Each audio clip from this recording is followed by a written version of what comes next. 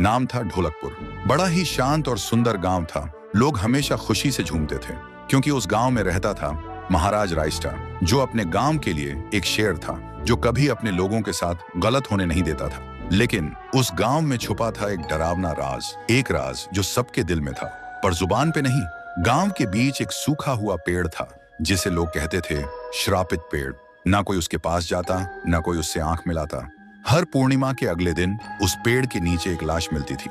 लोग कहते रात में कोई आता है और लाश छोड़ जाता है, लेकिन कभी किसी ने कुछ देखा नहीं और देखता भी कैसे। जो देखता वो अगले दिन पेड़ के नीचे होता था। एक दिन रायस्टार ने ठान लिया, बस अब और नहीं, इस राज का अंत मैं ही करूंगा, क्योंकि ढोलकपुर का नाम मिट्टी में मिल रहा था। फिर एक पूर्णिमा की रात रायस्टार चुपके से जाकर पेड़ के पास बैठ गया। रात के 2 बजे एक आवाज आई, tung tung tung tung tung tung tung tung tung सहूर। और फिर वो पेड़ भूत में बदल गया। वो भूत कुछ अजीब सा था, एक भयानक शैतानी हंसी वाला चेहरा, आंखें बड़ी बड़ी। वो पेड़ चल के एक घर के गेट को जोर जोर से खटखटाने लगता है। तभी एक आदमी डर के मारे आवाज सुन के बाहर निकलता है। वो भूत अपने लकड़ी जैसे हाथ से एक ऐसा थप्पड़ मारता कि उसकी सांस वहीं थम जाती है और उसी जगह उस लाश को ले जाता है और वापस फिर से पेड़ बन जाता था। देखते ही रायस्टार का दिल कांप जाता है, पर वो कुछ बोलता नहीं। सुबह लोग भीड़ में जमा हुए और रायस्टार ने पहली बार उस पेड़ से बात करने की कोशिश की। पेड़ के अंदर से एक आवाज निकली, क्या तुम सब भूल गए मुझे? रायस्टार बोलता है, तू कौन है?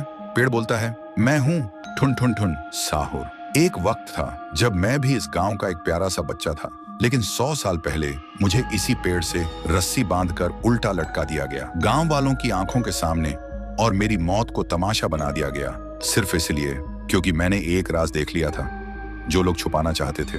और उसी पल से मेरी रूह इस पेड़ से जुड़ गई। उस दिन से मैं इंसान नहीं, एक सज्जा बन गया, और हर पूर्णिमा में एक राजदार को चुनता हूँ और फिर उसे उसकी खामोशी का हिसाब देता हूँ। रायस्टार बोलता है, लेकिन अब तो वो लोग मर चुके हैं ना जो तेरा कसूरवार थे। अब तू मासूम लोगों को क्यों मार रहा है? पेड़ कुछ देर चुप रहता है, फिर बोलता है, ठीक है, बस एक बार मुझे याद करो, एक दिया जला दो, फिर मैं कभी किसी को नहीं मारूंगा। फिर रात में सब लोग आते हैं, एक एक दिया जलाते हैं, और तभी पेड़ अपने आप से आग पकड़ लेता है और आखिर में मुक्ति मिलती ठुन ठुन ठुन साहुर को।